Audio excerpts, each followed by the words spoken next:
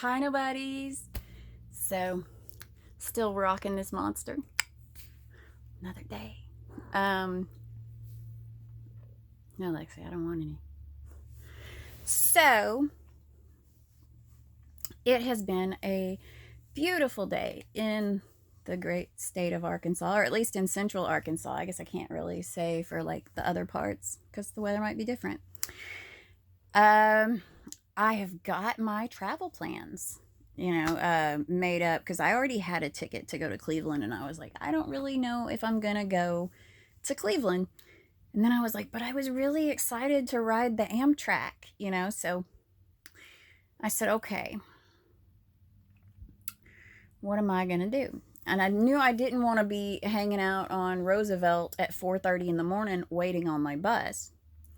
So I said, the bus portion was like $10. So fuck it. I'll spend $46 and take Greyhound to Chicago.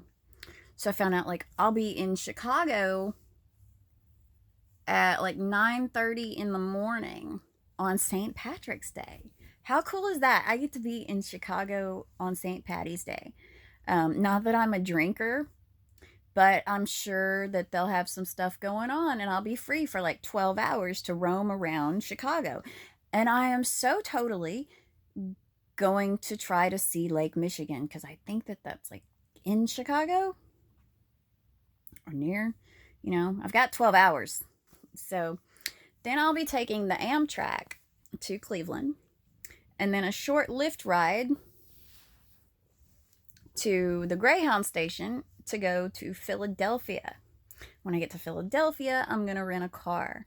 And then I'm going to at least get myself, like, I'm going to New Jersey, to New York, to Delaware. And I'm supposed to visit my friend in New Jersey. If I can't visit my friend, then guess who's going to Boston on a bus? And then I shall just leave Boston by bus. Maybe I get to touch down in other cities. I'm excited about seeing these places. I mean, to a lot of people, things, they're just like, oh, it's just places, but for somebody who spent 41 years, 42 years, really, hardly going anywhere, except the states that surround Arkansas, it's an adventure for me. It was an adventure to go to Ohio in the first place. A misadventure considering what happened, but I like the town. I just don't have any reason to stick around, so I'll be there like 2 hours, which is basically like I'm just gonna grab a lift from wherever the train drops me off, get the Greyhound, and then I'll be in Philly. I'm so excited about going to Philly. That'll be the 18th that I'll be in Philly. So I'm excited. I'm excited to see my friend if I get to see him. I made a promise. One of my Facebook friends was like, "What did he do that you would promise to go all that way just to see him?" And I'm like, "Okay, first off, I already had the tickets to go to Cleveland, already paid for. Granted, I didn't have a return ticket paid for, but I'm like, fuck it. I can do it. I'm gonna do it. There's no reason why, like I wanted to go see all kinds of places. There's tons of places in Cleveland I wanted to go see, but never got to go do it. So because the person I was with didn't really care to show me the town, you know. I got to see trap houses. um so I'm excited about going. And so I told my friend, I'm not just going up there to see this person. I'm going up there because I'll have touched, my feet will have touched New Jersey. So I get a shot glass. My feet will have touched Delaware. So I get a shot glass. My feet will touch New York. So I'll get a shot glass. You know, there is no reason if I'm going to go to Philadelphia, which is like an hour from where my friend is at, there's no reason not to go visit my friend. And when I pay off the trip, you know, because like I've got the money for it, but as soon as I pay it off, my ass is going to Arizona. You know, maybe during the winter I'll go.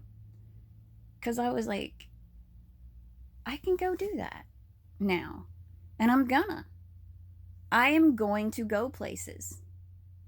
You know, the places I want to see. I want to go up the coast of California. Like, I want to go to North California and go up the coast of Oregon and go to Seattle. And I want to go to Montana and Oregon. I said Oregon, Wyoming, Iowa, Florida. I've never been to Florida or Georgia or Alabama. I want to go to those places. North Carolina, South Carolina, DC. But I like what one of my Facebook friends said about don't want to go to DC until the orange moron. What he didn't call it. What did he call it? There's either orange monster. I call him the orange moron. You know, the orange idiot. Orange monstrosity. You know, whenever he's gone. Of course, I was thinking, you know, it'd be so cool, like, when Trump leaves office, whether it is this election or when he has to leave, I suggest we, all of us that hate him, stand outside of the White House when he's leaving his last fucking day and start singing, na, na, na, na, na, na, na, na, hey, hey, hey, goodbye. You know, like seriously, he deserves that kind of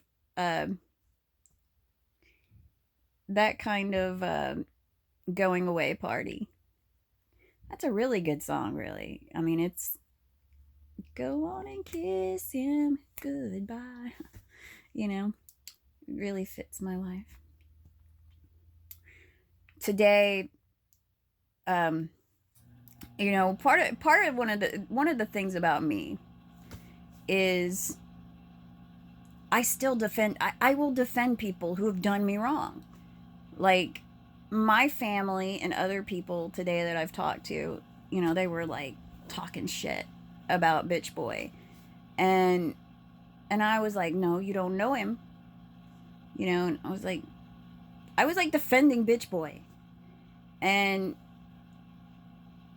I was like, damn, you're playing the devil's advocate even on this. The thing is like they never met this person. And even I can see that what they know is one-sided. You know, and even though they're on my side, it's like, hey, you don't know that person. You can't really say. You didn't see what happened. You've got my version of it. You can be mad at him because he hurt me. You can be mad about, you know, like if he did those things she says he did. Mad as hell at him. And they're like, well, how are you not mad at him? And I said, oh, there's part of me. Spite and mayhem want scorched earth, head on a spit vengeance. But luckily for the world and the people in it, those two facets of my personality don't get free reign. I keep them on lock. Mischief entertains the ideas. It's fun. But what I said today to people was that I feel sorry for him. You know, and they're like, well, yeah, he lost you. I'm like, no, that's not why I feel sorry for him. You know, because as I was always told as a kid, you're no prize. You know, so I'm no prize. You know, just because I feel like I did all that I could do just because I put up with a bunch of stuff. Doesn't mean that he was losing such a great thing. So my thing to them was, I feel sorry for him because, you know, the person that I met, something happened to him, you know. And David's like, yeah, prison.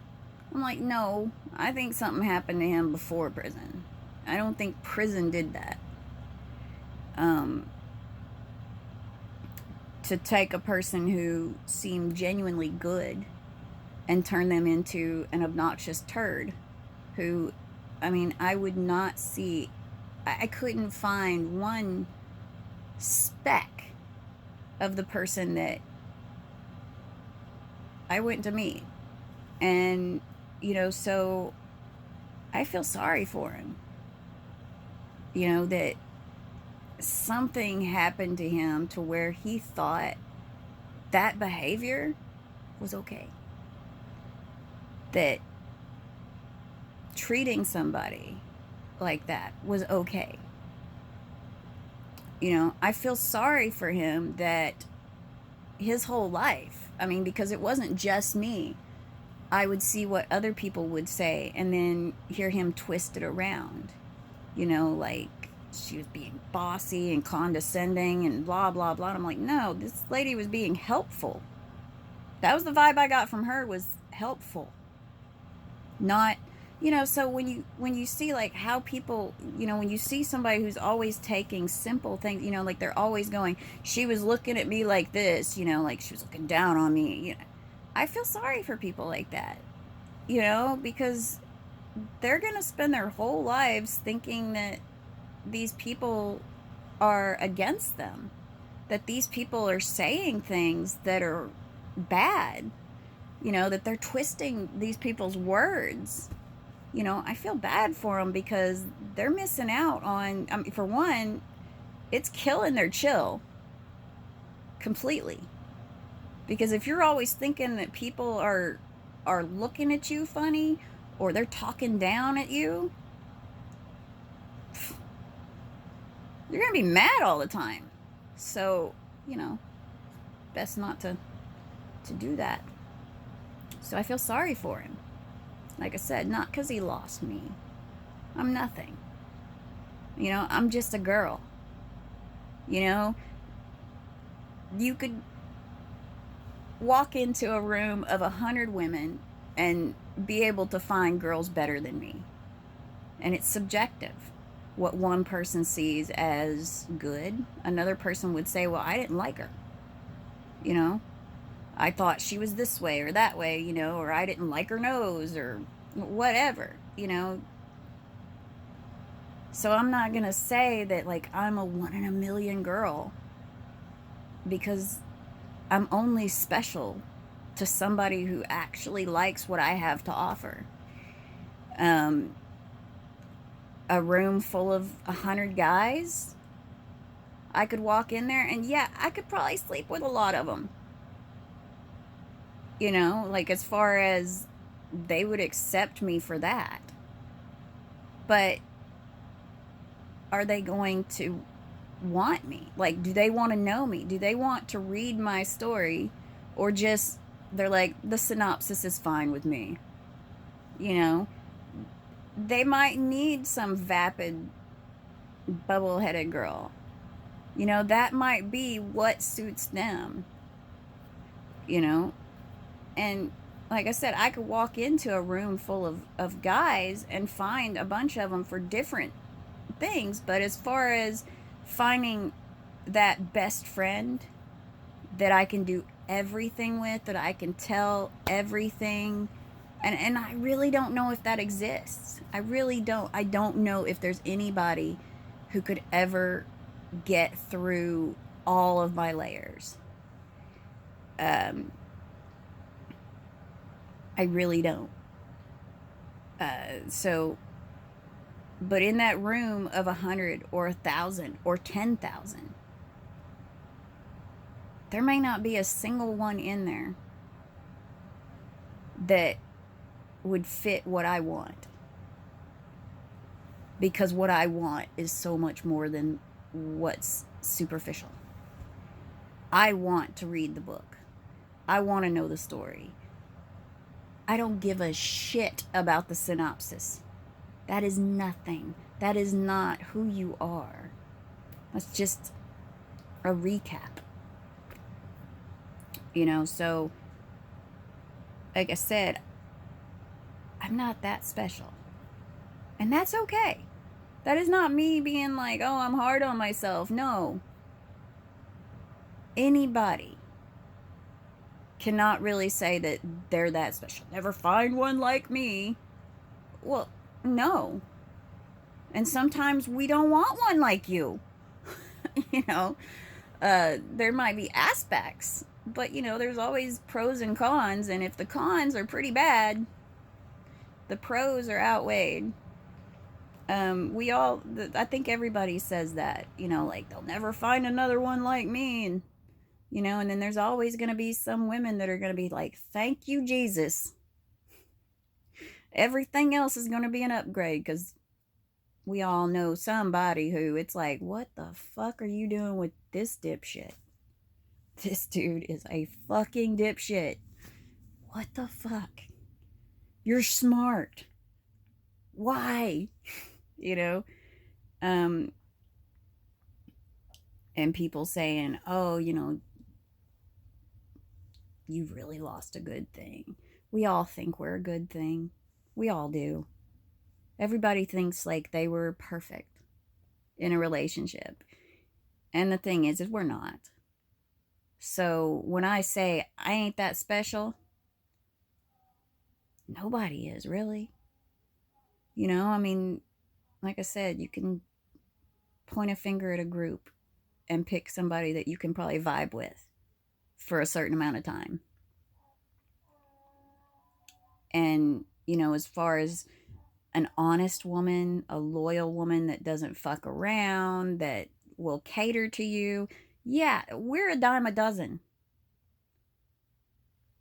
And so are the women that are whores. They're a dime a dozen too. You know, there's plenty of every type of female. So it's not hard to find a decent one. Finding a decent guy, though, seems a little bit harder. Because you either get the guys that are too clingy or too much asshole. See, there's a fine line. You know, women always talk about what they want, and they will describe like this guy. And none of them pick this guy that they describe. Because I've seen guys that have fit the bill for women, and those women friend zone that dude. And here's why. Because he doesn't have just a touch of asshole. We always need just a touch of asshole. You know, you can't just be our bitch. No woman wants a man that's constantly their bitch. But we don't think about that when we're describing the man of our dreams. We don't think, oh, he needs to be a little bit of an asshole. Because we don't think about that. You know, and then somebody's going to be like, well, what's a little bit of asshole? Like, what is the line? Oh, he just needs to be an asshole sometimes. You know, just kind of a prick every once in a while. Not all the time. Not every day. But he's got to do things that he's got to make up for. Not big things. You know. Not like cheating and shit. You know, but when they're like, I want a kind and sensitive guy to just hold me. Yes, we want that. I can honestly say I want a guy that will just hold me and not fuck me. But, there's always a but, right? I also want him to recognize signals that sometimes I want more than just that.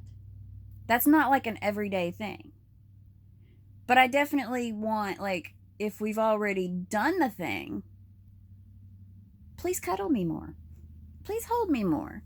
You know, like, let me know that you didn't just get what you wanted out of me and now you're done touching me. You know, because that's offensive to me. It makes me feel cheap. Like, that's all you, that's the only reason you were cuddling me was to get that. You weren't holding me because you wanted to hold me. You were holding me so you could get laid. Then you got laid and didn't want to hold me anymore. Now, that's just my personal take on it. That's not to say that that's exactly how it is, because I am not in people's brains. And of course, I don't say anything, you know, and so they figure it's no big deal. Notice how I said no big deal. Because it is a big deal to me. Consistency. I mean, I'm not going to ask for what I want. I'm not. I can't. I'm not going to ask for what I want. So a person has to kind of mind read. Do I get mad when they get it wrong? No, because I know that I am not the most forthcoming with what I want and what I need. I'm not. I can tell the camera what I want and need, but when it comes to telling a person,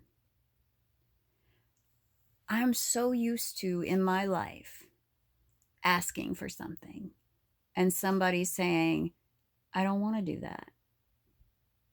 I'm tired. You're hot. You know, or whatever, you know, I mean, whatever the excuse might be. And it's like stabbing me, because it's like, I just told you what I want. I trusted you with that information. And you said no. It's not likely that I'm going to ask again. I'm just going to assume it's no and sulk in my head and scream in my head and try to be okay with myself. It's fun to be me. But I've had a good day. And as I always say, every moment is an opportunity to turn things around.